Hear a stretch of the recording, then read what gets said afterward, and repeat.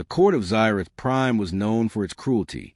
For centuries, the royal houses ruled through mockery and dominance, reducing rivals to symbols of ridicule for the entertainment of the Empire's elite. When Princess Lyra was born, she was different from her siblings. Slender where they were broad, thoughtful where they were ruthless, and most of all, unable to bear children. Among her people, infertility was not just a personal misfortune. It was a sentence of irrelevance. A royal without heirs was a failed royal. The council saw her as a blemish, a silent shame that could not be erased. When the humans began entering galactic society, they were dismissed as primitives, a young, chaotic species from a death world that should have extinguished them long before they ever reached the stars. But humans were curious, irritatingly resilient, and above all, defiant. They had a habit of standing where they were not invited. And so, the Empire devised a cruel joke. They sent Princess Lyra as a gift to a human diplomat, a reminder of both her failure and their contempt for Earth. The humans would never refuse. Alliances were everything. And perhaps, when her humiliation was complete, the Lyra would fade quietly from memory.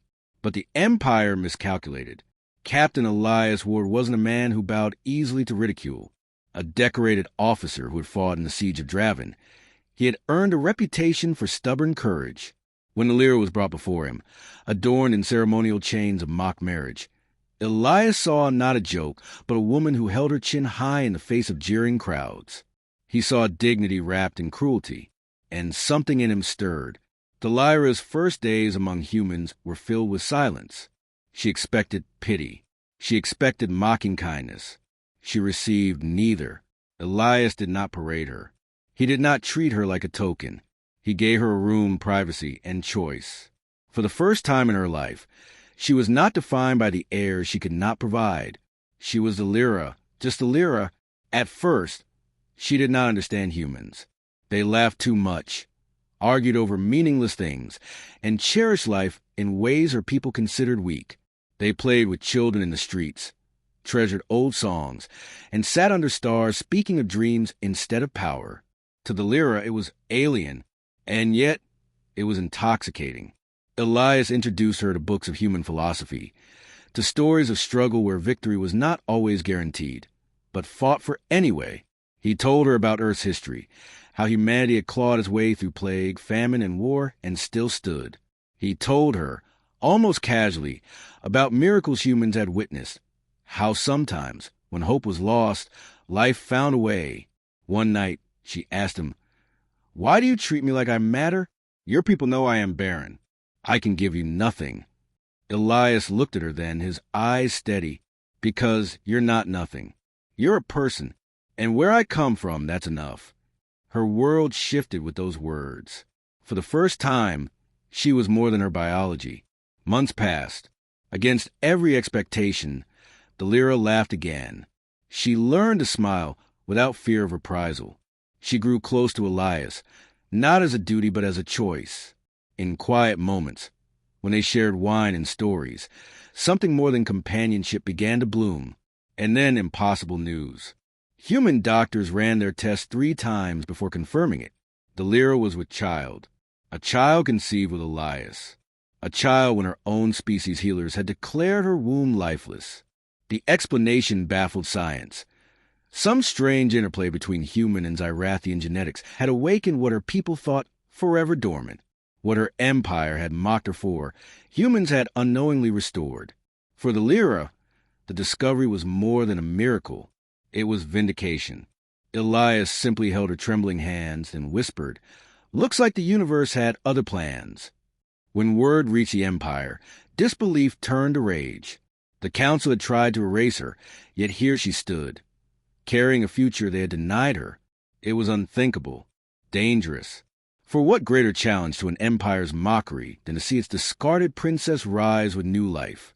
They summoned her back, expecting shame and apology. Instead, the Lyra walked into the great hall of Zyrath Prime with her human at her side, hand resting gently on her swelling belly. Gasps rippled through the court. Her brothers sneered. Her mother, cold as ever, narrowed her eyes. "You dare mock us further?" the emperor roared. "You, a barren disgrace, Claim offspring with this death world savage? Delira's voice was calm, but carried steel. I do not claim. I carry life within me. Life your healers said impossible. Life you denied me. The child of two worlds. Proof that your cruelty is not truth. The court erupted in outrage. But among the noise, some listened. For in her defiance, Delira was no longer a joke. She was a symbol. The Empire had sought to break her by sending her to humans. Instead, she had returned with something stronger than lineage or power. She had returned with hope.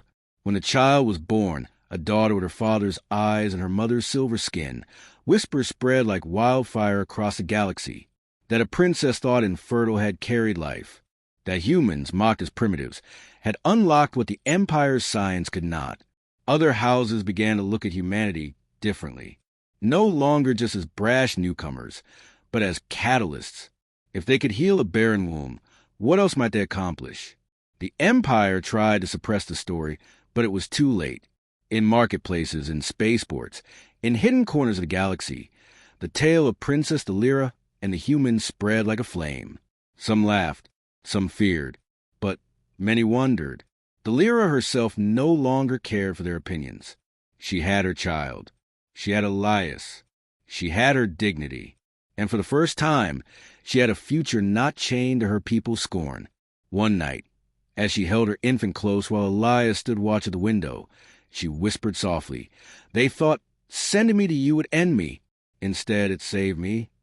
Elias smiled faintly, his hand resting on her shoulder. Funny thing about humans, we don't do well with cruel jokes. We turn them into stories worth remembering.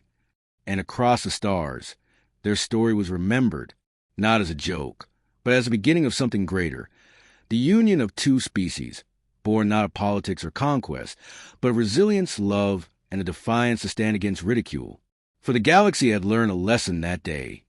Never underestimate what humanity can give, and never underestimate the strength of a woman who was told she could not create life until she did.